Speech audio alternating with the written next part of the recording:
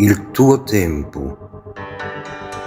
L'onda se ne va, una nuova si infrange sulla battigia e porta con sé un sogno.